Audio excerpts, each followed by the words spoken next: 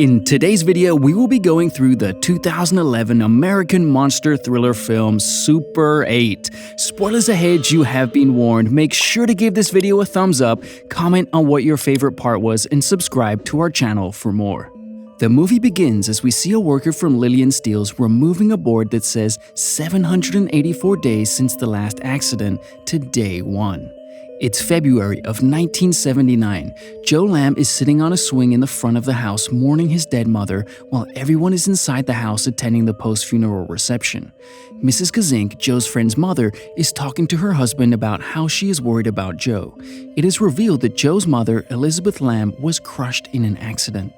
Later, Louis Daynard, a guy who worked with Elizabeth, comes to visit the house.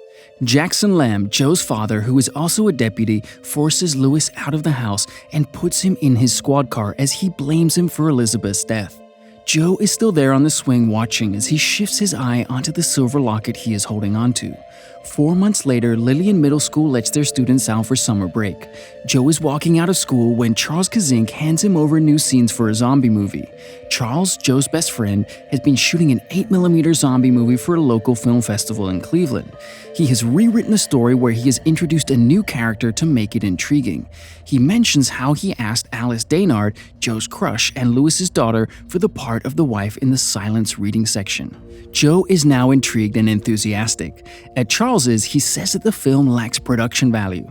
They make plans to meet at midnight to spice things up for the movie. Mr. and Mrs. Kazynk offer Joe to stay for dinner, but he kindly refuses and leaves. Joe arrives back at his house and looks for his father. He finds him in the bathroom crying as he is overwhelmed by everything. They later go for dinner where Jackson asks Joe to join a baseball camp for the summer.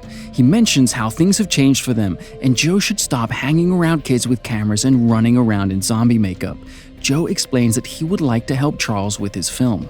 At midnight, Joe goes to meet Charles and the rest of the kids who are helping in the film.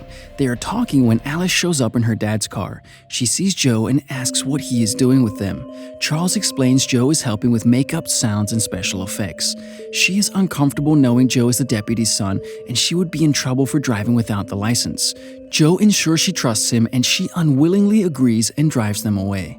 Everyone arrives at the Lillian train station. Charles tells Martin, the kid playing the film's detective, that he has changed a few lines. Martin is tense about the changes while Joe is doing Alice's makeup. Charles then explains to Martin the story where the detective tries to convince his wife to leave town due to a zombie infection. Charles directs the story and they start rehearsing. Joe is utterly captivated by Alice while watching her act in rehearsals. Everyone's attention is shifted to the train sound, and Charles gets excited seeing the opportunity of increasing his film's production value. He says to start filming instantly and everyone gets moving.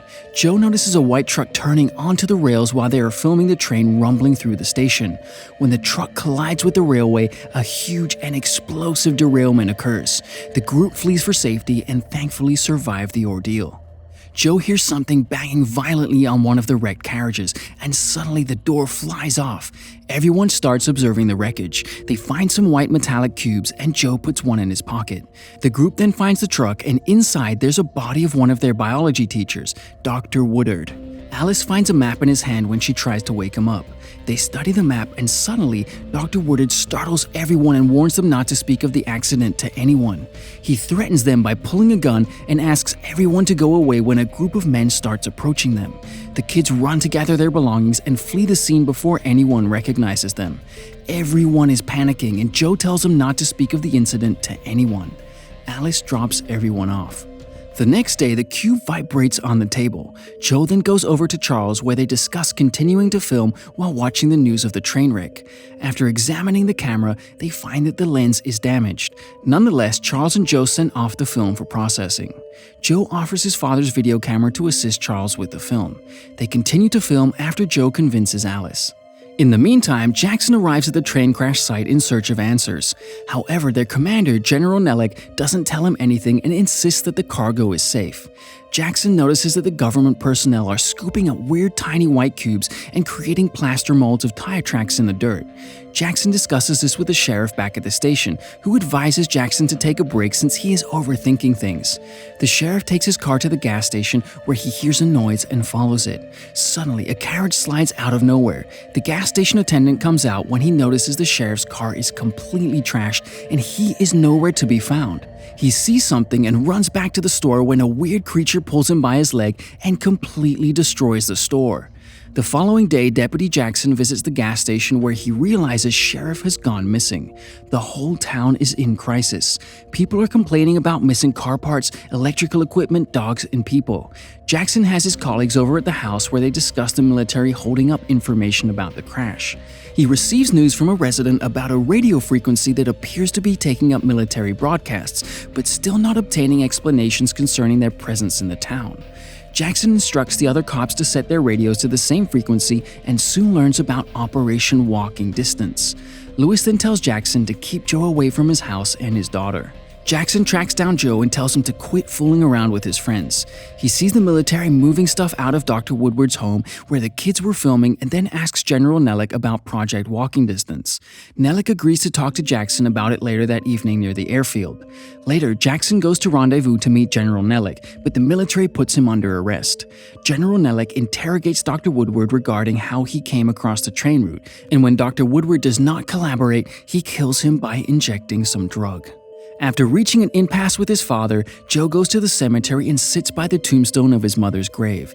He hears some loud scraping sounds coming from a garage near the tombstones. Joe returns back to his house and is sleeping when Alice comes up to meet him through his window. She tells him not to do everything Charles asks him to. Alice then asks about the locket, which Joe claims belonged to his mother and that they found it after she was killed in a car accident. Suddenly, the projector displays homemade footage of Joe's mother from when he was a kid. Suddenly, the weird white cube starts vibrating as they watch, then shoots through a neighboring wall, creating a hole. They are confused and stare at each other. Alice returns home to find her father drunk and smoking in the living room. They argue and she hurries out of the house and rides away on her bike, disgusted by her father's actions. Lewis follows in his car but ends up wrecking it. Alice turns to see a huge monster that causes her to scream in horror. By the time Lewis gets out of his wrecked car, he discovers Alice and the monster have vanished. The next day, Joe and Charles go to pick up the processed Super 8 film, but Charles is furious and acting strange with Joe. When they eventually get to Joe's house to see the movie, Charles expresses his displeasure that Joe and Alice appear to be getting along and loving one another. The reason Charles approached Alice for the film was because he liked her. Their attention is drawn to the footage when they notice bits of a weird monster emerge from one of the smashed railway carriages. Suddenly, air raid sirens begin to sound as they try to figure out what they just saw. A fire started by military personnel has now spread, and the whole town is now being evacuated to the nearby military facility. A hazardous fire is on its way to Lillian, and if it reaches the town's chemical factory, it may inflict catastrophic damage. Joe and Charles board a bus that takes them to the base. Charles is reunited with his family there, while Joe looks for his father. Instead, he meets Lewis, who claims to have seen Alice being abducted by a monster. Joe remembers the footage from the night of the crash and tells his friends that Alice is abducted, and in order to rescue her, they will have to go back to town. Charles then convinces his sister to ask for a favor from the town's photography store owner. They ask him to drive back to their school. They go to the middle school where Dr. Woodward kept confiscated objects from his class in a specifically padlocked storage facility. Joe believes there may be information about his history in there, and the group discovers a number of videos, tapes, and recordings that might help them learn more about the creature and how to perhaps fight it. Meanwhile, Jackson manages to escape the military by creating a diversion. Back at the school, Joe and his friends use a film projector to see the films. They understand from the materials that the creature is subterranean and only wants to return to the underground. General Nellick, on the other hand, is more interested in preserving the monster for army purposes. They also discovered that the ship's technology shattered into the little white cubes, which they saw at the crash site. Dr. Woodward was able to establish telepathic contact with the monster as a result of his interactions with it, and he writes in his results that it has become hostile to people as a result of the hostilities aimed at it. The group is then discovered by General Nellick and his men after hearing sounds in the school. Military men confiscate their belongings as well as Joe's mother's locket. The camera shop owner requests help from the police line, but nobody responds. Elsewhere, Jackson reaches the base and runs into one of Joe's friends. After learning of his son's plans to save Alice, he tracks down Alice's father and brings him along. Meanwhile, the creature attacks the military bus when the kids and the military officers are on their way back to the base. While the group manages to flee the scene, the creature kills the other military officers, including General Nellick. Joe is able to get his mother's locket as a result of the incident. The camera shop owner reaches the scene stoned, and the kids ask him to drive to the town. The boys then find themselves in the middle of a war zone. Tanks and other military weapons are firing in a random direction. Joe explains that he had seen the subterranean near the cemetery, and they should go there to save Alice. Martin gets hurt from an explosion, so Charles stays with him. Joe leaves with his friend Carrie and discovers a huge hole several floors down after breaking down a garage door. As they descend, they notice that it goes to numerous locations. They eventually find the creature's lair beneath the town's water tower, which contains a variety of mechanical components, including the townspeople's missing belongings. They notice people are hung from the ceiling, including the missing sheriff and Alice. They then catch a sight of the creature eating someone's leg. Joe instructs Carrie to use the fireworks in his bag to create a distraction. As the monster makes its way down the tunnels towards the noise of fireworks, Joe wakes up Alice, the sheriff, and a woman with rollers in her hair. The sheriff directs them out of the place when they meet Carrie, who thought he was on his way out. The monster suddenly appears behind them, grabbing the sheriff and the other lady and throwing them into the darkness. Joe, Alice, and Carrie flee, but they quickly come to a dead end. The beast has them surrounded, but Joe stands in front of it and talks to the creature. The creature appears aggressive at first when it picks Joe up, but he does not respond in the same hostile manner. Suddenly, the creature hears some sound coming down in the tunnel, and it sets Joe down and leaves. The kids then make their way back to the surface where they gather around the water tower. All of the mechanical devices in the surroundings get drawn to the top of the water tower. Nearby, truck trailers containing the recovered white cubes burst apart, and the cubes tend to build around the water tower's borders as well. As the creature climbs the water tower, Jackson and Lewis come face to face with their children, and the two families reunite. The locket in Joe's pocket tries to fly away as they watch, but Joe holds onto it, and we see a picture of Joe's mother and him as a child. Joe eventually releases the locket, and it flies up to the magnetized water tower where the metallic items and white cubes combine to form a spacecraft. As the top of the water tower vanishes, the creature climbs on board, pouring down its liquid contents on the people. As the ship rises into the sky, everyone looks on. Joe and Alice are holding each other's hands while they do so.